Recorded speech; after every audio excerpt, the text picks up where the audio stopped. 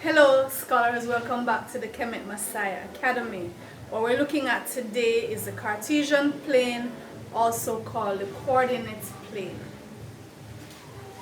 So, this is the plane that we use to plot our graphs, whether it's the linear graphs, quadratic graphs, our cubic functions, our trig functions can all be plotted using the coordinate plane. Now on your graph paper, this is the coordinate plane, typical graph paper that we use, right? So I ruled up my axis, my y-axis, which shows the positive y values above 0 and the negative y values below 0, right? For the x values, so here's my positive x-axis going to the right from 0 to infinity. My negative x-axis, and we always number from 0 out. On all axes from 0, 0 up, 0 down, 0 to the right, 0 to the left, right? And of course we'd have our scale that determines the space between the numbers. So this is your typical coordinate plane or your graph paper that you would use, and you notice that it's already ruled up into centimeter units, 1 centimeter units, and even smaller. So each box that you can see, the bright lines there, each little box here is at 1 centimeter. But you see that that's also divided into 5 little tiny boxes, 5 across, 5 down within that box. Okay, so this is our coordinate plane. On the board though, of course I don't have my little boxes. I would just have to estimate in between my spaces, but let's talk first about the quadrants. So the coordinate plane is divided into 4 quadrants. Well, quad means 4, right? And it's called the Cartesian plane. It's named after René Descartes.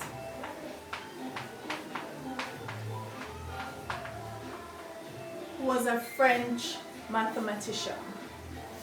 Alright, so on the coordinates plane we have the first quadrant. You know this is 90 degrees.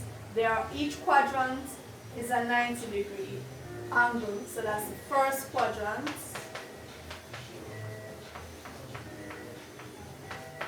Second quadrant.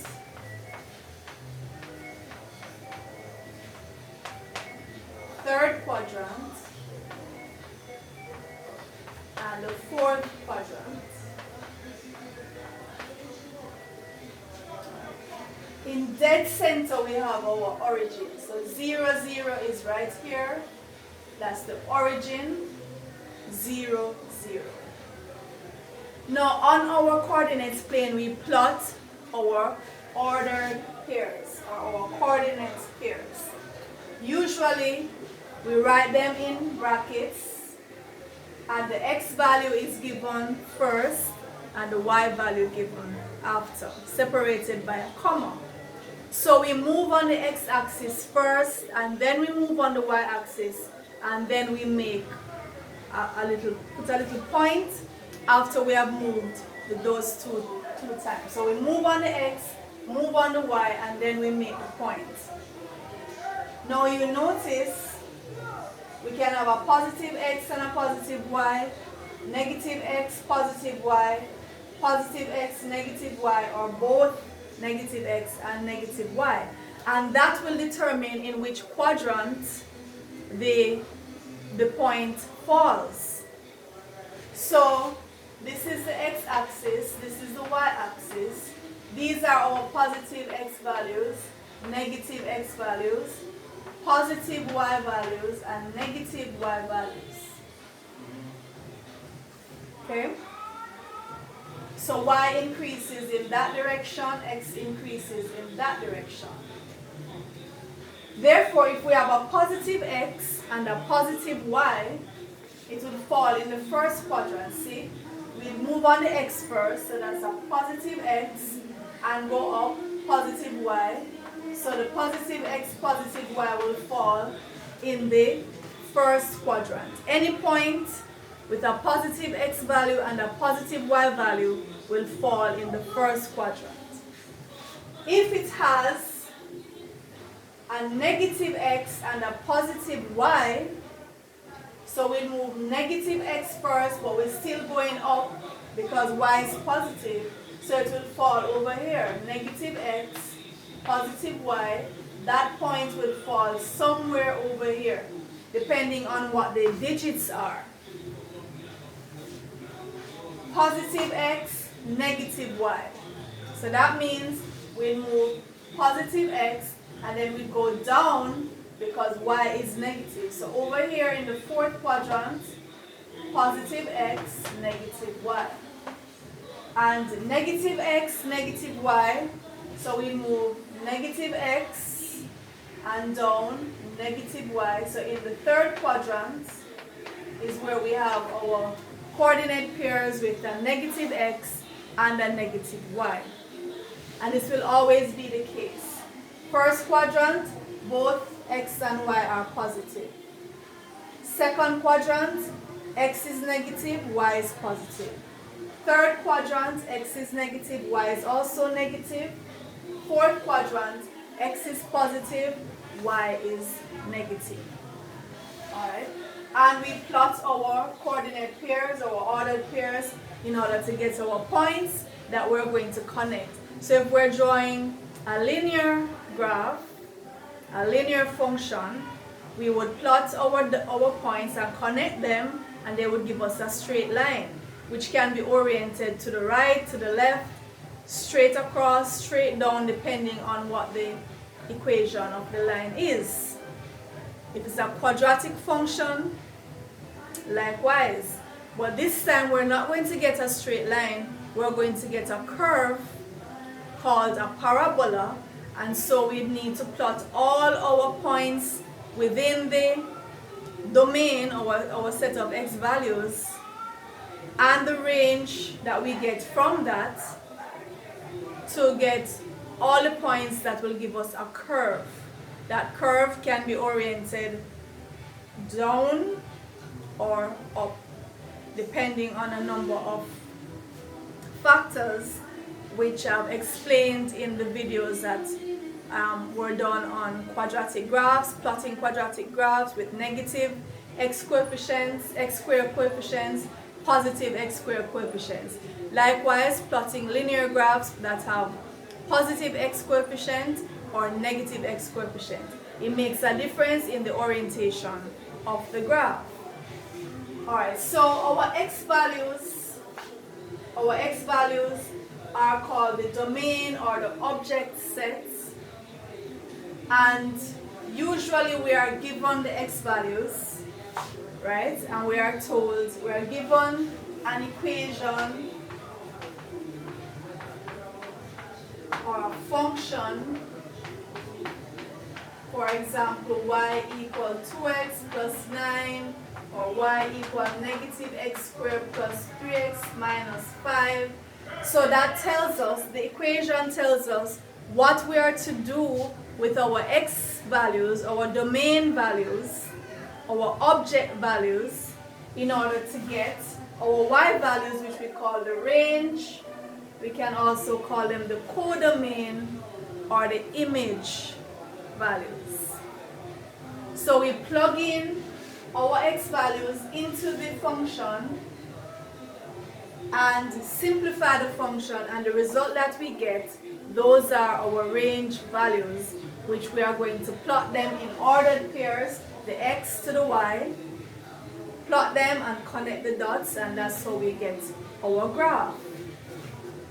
So here we go. So on the coordinates plane, our y-axis increases up this way. So negative y values, positive y values. Our x-axis increases to the right, negative x values, positive x values. In the middle we have our origin, 0 on the x, 0 on the y. Dead center, bullseye, origin. So I'm going to use a scale of 1 centimeter to 1 unit just for the illustration on this graph. So on all axes, I'm going to go up by 1. So these are our positive x values. To the left, our negative x values. On the y-axis, this is our positive y values.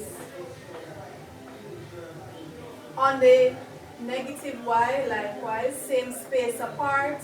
Make sure your scale is consistent along your axis. Same space between the numbers. Especially here, a lot of students make mistakes right in here. Same space must be maintained along the axis. You can have a different scale for the y-axis than you have for the x-axis. But along each axis, make sure the scale that you choose is consistent. For the purpose of this graph, I'm using the same scale on both axes. So I'm going to plot these points to illustrate the difference. So we're starting the 4 set of points have 0 involved in them, right? So 0 in the x as well as 0 in the y. So let's see the difference it makes. 0, 2. So that means we start at the origin. The x value is 0. So we're not moving along the x-axis at all. We're starting here at 0, and on the y we move up 2. So actually let's label the points so that we see. Let's give them letters for distinction. So point A is 0, 2. So 0 on the x up 2, that's point A.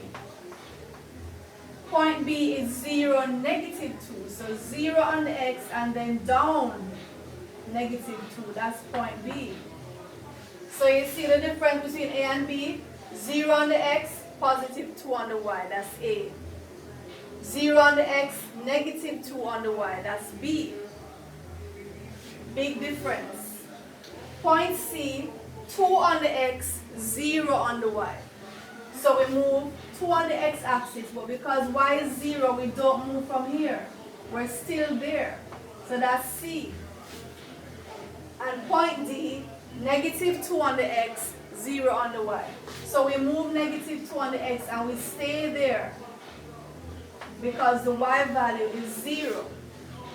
So you see all these points will have you staying on the axis depending on whether the other coordinate was positive or negative. So 0 on the x, positive 2 on the y.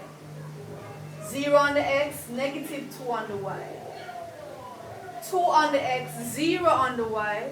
Negative 2 on the x, 0 on the y. So let's look at these points now. I've used the same digits so we can make the comparison. This is where our x value and y value are both positive. So positive 3 on the x, positive 4 on the y. So that's positive 3 on the x and then move up 4 on the y. For f, negative 3 on the f, but y is still positive. So negative 3 on the x, y is still positive. 4 on the y. For g, 3 on the x, negative 4 on the y.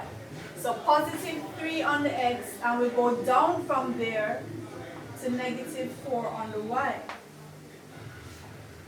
And h, they are both negative. Negative 3 on the x, negative 4 on the y. So negative 3 on the x, down, negative 4 on the y, and that is h. So you see each point falls in a different quadrant, just like what we said, right? When the x is positive and the y is positive, it falls in the first quadrant. X negative, y positive, second quadrant. See that? X negative, y positive, it fell in the second quadrant. When they are both negative, negative x, negative y, it falls in the third quadrant. Positive x, negative y, fourth quadrant. So it makes a huge difference, and you must pay attention to your negative signs. You must also pay attention to your 0. If any of your coordinates is 0, you don't move. Don't move, stay right there. Right, so 0, 0 is at the origin, 0, 2, stay at 0 for x, don't move on the x, and then you go up 2, right? 0, negative 2, so stay at 0 for the first movement is no movement. Your first movement is no movement. And then you go down for negative 2, right? This now you move first, because the x has a value other than 0. You move first and then you stay. So you move on the positive x-axis and then you stay put. Don't move a muscle. You move on the negative x-axis and then you stay put on the y. Don't move again. So these are important when you're plotting your graph. Remember what quadrant you should be in.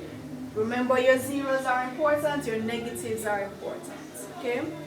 Alright, so if you have learned from this video, just drop a line in the comments to say thank you, miss. And please share this video so other students may benefit from the information. Let me know if you want me to do a video on any topic that you can't find in our catalog already. I'll do that for you. If you have not subscribed to the channel, Kemet Maasai Academy, please do so now and click that bell so you'll be notified as soon as a new video pops up, and they're popping up every minute. Alright, so stay on top of things, stay ahead of your class, ahead of your teacher. Right? And I'll see you in the next video.